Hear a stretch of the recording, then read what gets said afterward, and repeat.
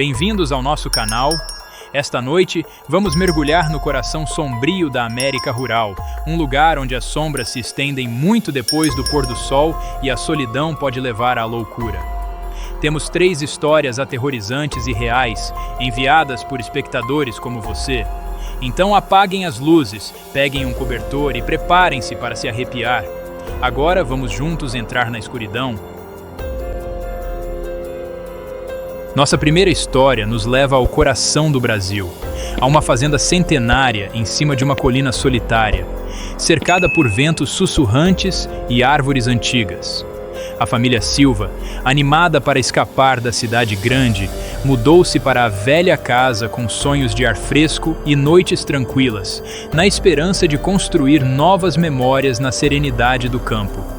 Eles não faziam ideia de que seu pedaço do paraíso rural escondia um segredo obscuro, que em breve desvendaria sua sensação de segurança. Desde o momento em que colocaram os pés lá dentro, uma sensação de desconforto tomou conta deles, uma sensação inexplicável de que algo não estava certo. O ar estava pesado, denso com uma presença invisível, como se as próprias paredes os estivessem observando. Um frio persistente pairava no ar, mesmo nos dias mais quentes, causando arrepios na espinha. A família tentou ignorar, achando que era imaginação, o estresse da mudança pregando peças em suas mentes, mas a sensação persistia. Mas a casa tinha outros planos. Começou sutilmente, com eventos pequenos, quase imperceptíveis. Passos rangendo no meio da noite, a sensação distinta de estar sendo observado das sombras, como se olhos invisíveis estivessem sempre sobre eles. Objetos sumiam de seus lugares, apenas para reaparecer dias depois nos locais mais inesperados, aumentando ainda mais o desconforto. As crianças juravam ter visto vultos à espreita na periferia de sua visão, sombras que se moviam quando ninguém estava olhando. Certa noite, enquanto a família se reunia para jantar, o cômodo ficou gélido, a temperatura caindo repentina e inexplicavelmente. O lustre acima deles começou a balançar violentamente, lançando sombras bruxuleantes sobre seus rostos aterrorizados, como se a própria casa estivesse viva. Um estrondo ensurdecedor vindo do andar de cima os fez correr, o sangue gelando com medo do pior. Eles encontraram o quarto da filha mais nova de pernas para o ar, brinquedos espalhados pelo chão como se jogados por uma mão invisível, o caos aumentando o terror. A garotinha estava pálida, tremendo, com os olhos arregalados de terror, incapaz de explicar o que havia acontecido. Não fui eu, mamãe, ela sussurrou, sua voz cheia de medo e confusão. Foi a moça das sombras, ela disse, apontando para o canto mais escuro do quarto. À medida que os dias se transformavam em noites insones, o medo da família se intensificava, seus nervos se estilhaçando a cada hora que passava. Eles tentaram ignorar os acontecimentos estranhos, se convencer de que havia uma explicação lógica, mas as evidências eram cada vez maiores. Mas a casa tinha um jeito de corroer a sanidade deles, revelando a terrível verdade a cada encontro arrepiante, deixando-os questionando sua própria realidade. Uma noite, o pai acordou com um grito de gelar o sangue, seu coração disparado enquanto tentava entender o som. Ele correu para o quarto do filho, seu coração batendo forte no peito, temendo o que poderia encontrar. O menino estava sentado na cama, os olhos arregalados de terror, apontando um dedo trêmulo para o canto do quarto, seu medo palpável. Ela está ali. Ele choramingou, sua voz quase um sussurro, seus olhos fixos na figura sombria. A mulher de branco, ele disse, sua voz tremendo de medo.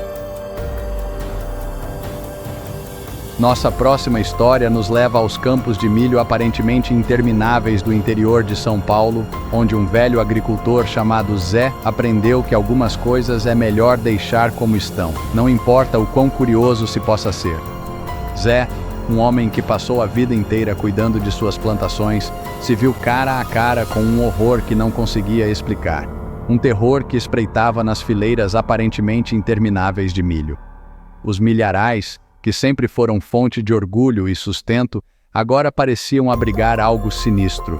Era uma noite abafada de verão, daquelas que deixam o ar denso e pesado, quando Zé notou algo estranho nos limites de sua propriedade. O ar estava tão parado que até o mais leve farfalhar das folhas de milho parecia amplificado. Uma figura estava silhueada contra o campo iluminado pela lua, alta e imponente, lançando uma sombra sinistra sobre o milho. A princípio, Zé descartou como um truque de luz, um produto de sua imaginação pregando peças nele na penumbra. Mas ao olhar mais de perto, um arrepio percorreu sua espinha, um instinto primal o alertando do perigo. Ele pegou sua espingarda, mais por hábito do que por qualquer senso real de proteção, e se aproximou cautelosamente da figura, seu coração batendo forte no peito. À medida que se aproximava, ele podia distinguir a forma mais claramente, os detalhes se tornando mais perturbadores a cada passo. Parecia um espantalho, seus membros posicionados desajeitadamente, sua cabeça uma bolha disforme que parecia quase real demais.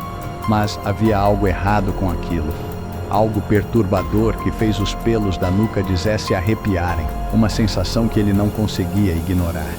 De repente, o espantalho virou a cabeça e Zé jurou ter visto seus olhos brilharem, 2 pontos de um vermelho malévolo brilhando na escuridão, perfurando a noite.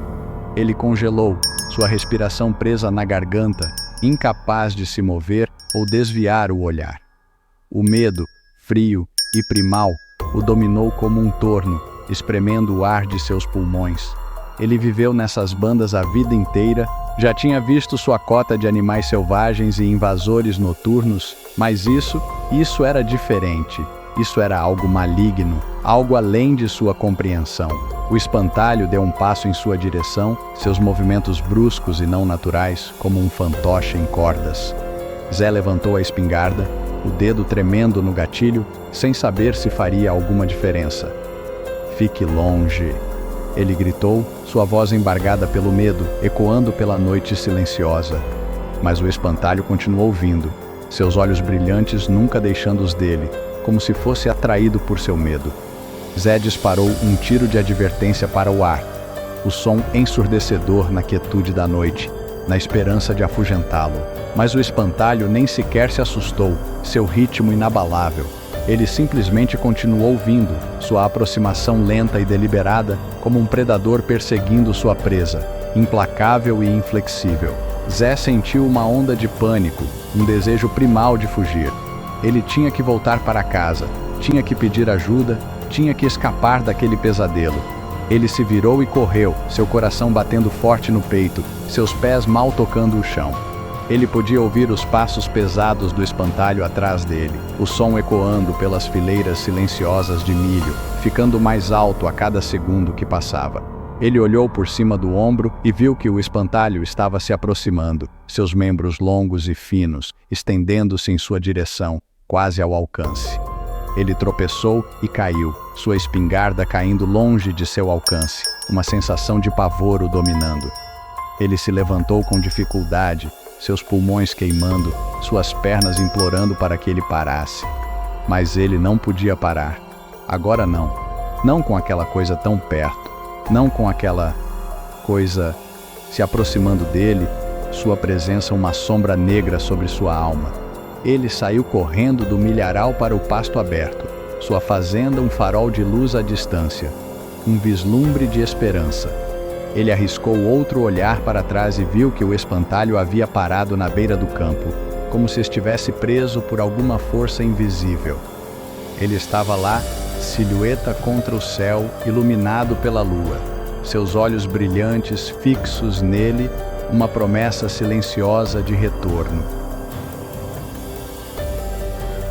Nossa história final de terror nos leva às ruínas decadentes de um celeiro abandonado nos arredores de uma pequena cidade, um lugar envolto em mistério e sussurrado em tons baixos. Um grupo de amigos, ansiosos por uma noite de emoções e arrepios, decidiu explorar a lenda local do celeiro, sem saber que estavam prestes a fazer parte de sua história macabra. Eles tinham ouvido as histórias, mas nada poderia prepará-los para o que estava por vir. Eram 4. Marcos, o autoproclamado líder do grupo, sempre pronto para uma aventura. Emily, a cética que tentava racionalizar o medo, sempre a voz da razão. Chris, o palhaço da turma que usava o humor para mascarar seu nervosismo, nunca levando nada muito a sério. E Jéssica, a quieta que teve um mau pressentimento sobre isso desde o início, sua intuição gritando para ela voltar atrás. Eles chegaram ao celeiro quando o sol começava a se pôr, lançando sombras longas e misteriosas sobre o terreno coberto de mato. O crepúsculo adicionou uma camada extra de apreensão à cena já sinistra. O celeiro em si era uma carcaça em decomposição, suas paredes de madeira enegrecidas pelo tempo e pela deterioração, em pé como um testemunho de anos de abandono. As janelas estavam fechadas com tábuas, mas as brechas na madeira permitiam vislumbres da escuridão interior, insinuando segredos que era melhor não serem perturbados. Este lugar é assustador, Emily sussurrou, sua voz quase inaudível acima do vento assobiando entre as árvores, carregando consigo os sussurros do passado. Talvez devêssemos ir embora, ela sugeriu, seu desconforto aumentando a cada segundo. Mas Marcos, encorajado por uma mistura de bravata juvenil e cerveja barata, apenas riu, descartando suas preocupações com um aceno de mão. Qual é, hein? Ele disse, sua voz um pouco arrastada. Não seja medrosa, é só um celeiro velho, ele acrescentou, tentando aliviar o clima com uma provocação brincalhona. É só um celeiro velho, ele repetiu, como se dizer de novo tornasse isso verdade. Ele empurrou a porta rangendo e entrou, seguido hesitante pelos outros, seus passos ecoando no silêncio sepulcral. O interior do celeiro era escuro e opressivo, a atmosfera densa com uma sensação quase palpável de pavor. O ar era denso com o cheiro de decomposição, e a única luz vinha dos raios de luar que penetravam pelas frestas das paredes, lançando sombras misteriosas que dançavam no chão. Teias de aranha pendiam de cada viga como decorações macabras, e o chão estava coberto por uma espessa camada de poeira e detritos, intocados por anos.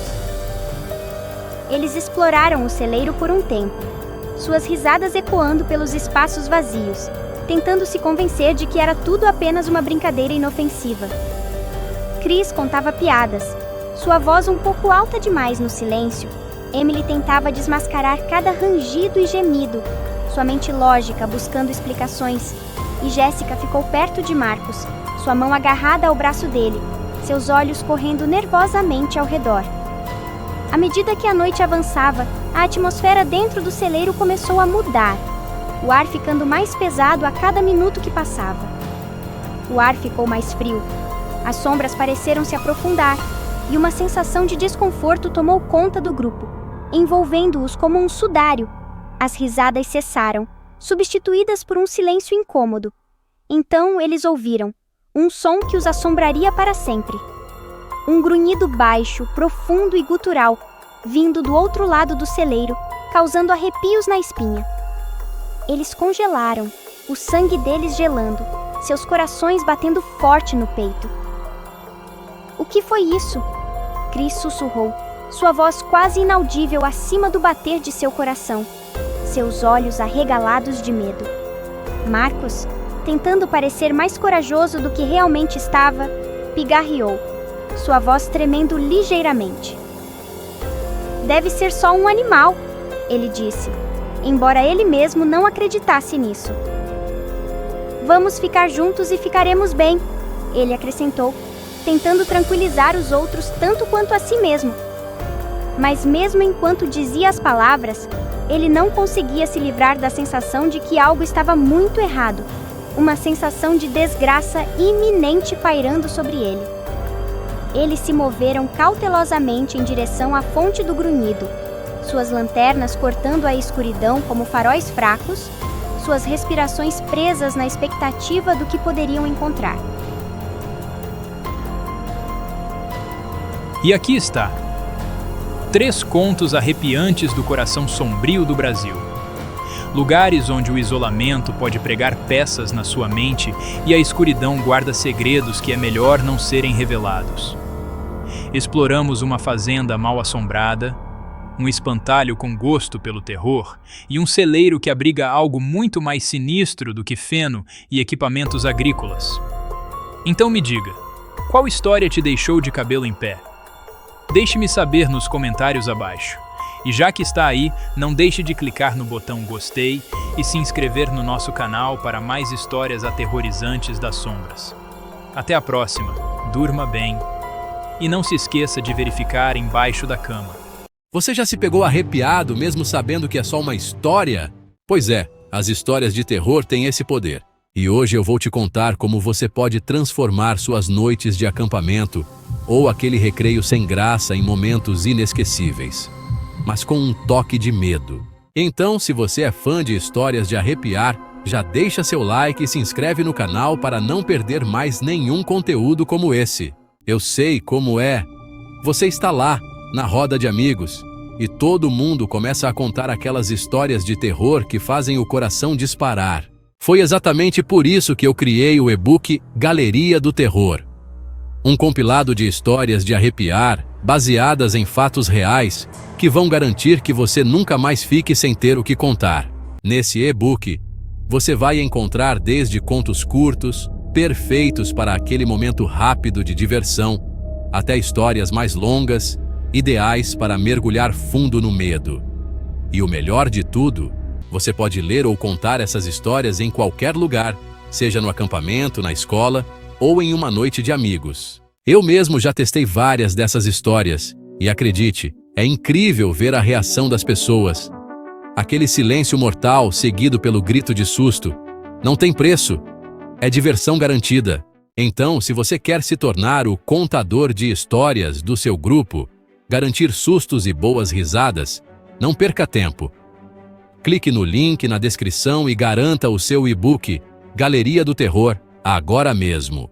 Confia, você não vai se arrepender.